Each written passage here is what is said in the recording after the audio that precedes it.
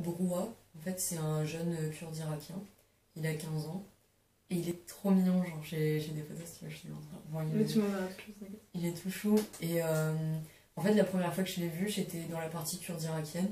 Je venais juste distribuer des chaussures pour les petits enfants, tu vois, parce que Salom, en théorie, on n'accepte pas les dons pour les femmes et enfants, parce qu'on n'a pas assez sur le camp pour genre se compliquer la vie à faire ça, tu vois. Ok. Mais là, on en avait reçu, et du coup, je suis allée directement chez les Kurdes, parce que c'est vraiment, ils vivent en grande famille, parce que vu qu'ils sont rejetés par tout le camp, ils sont obligés d'être trop gentils entre eux.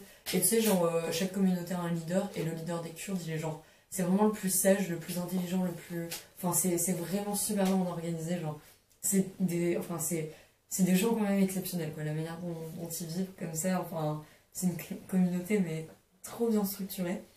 Et du coup, la première fois que je l'ai vu, bah, je faisais une distribution, et c'est toujours un amour de faire une distrib chez les Kurdes, parce qu'ils sont trop cool, et qu'ils partagent tout, et qu'il y a plein de petits enfants comme ça qui courent de partout. Et je l'avais vu, il était sur le toit d'une caravane, en fait. Il était en train de réparer une fuite, parce que, bon, toutes les caravanes qui sont données à Calais ont des fuites. C'est un peu la règle générale. Et il réparait une fuite, et genre, je l'ai vu se pencher comme ça, et j'ai fait « Oh, il est trop mignon, cet enfant !» Genre, et du coup, j'ai commencé à lui parler. Et il se trouve que, ouais, voilà, il a 15 ans, il est kurde irakien, il a fui avec sa famille, son père est mort bah, dans le combat, quoi.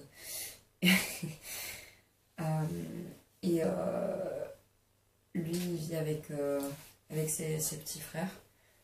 Et tous les soirs, il essaye de passer en Angleterre parce qu'il essaye de rejoindre sa famille. Donc tous les soirs, il va à Calais-Frétin parce que lui, il essaye de passer par le train.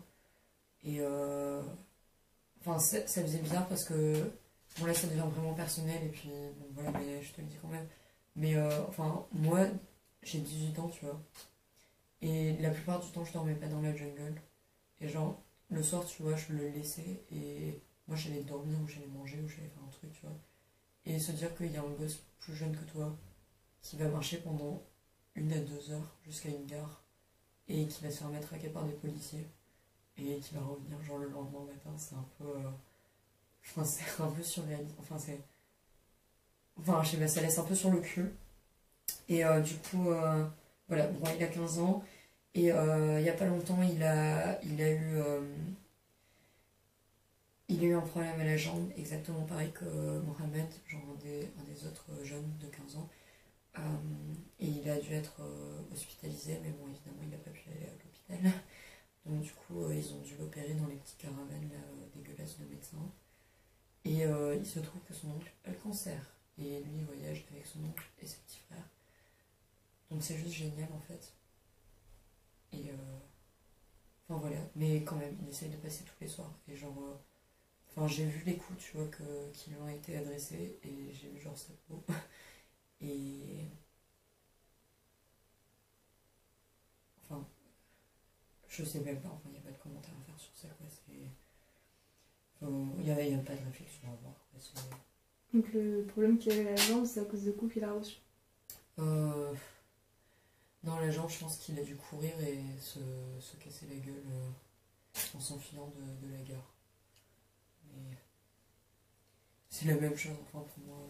Enfin, ouais, mais bon, en vrai, c'est pas à moi de dicter les règles, mais.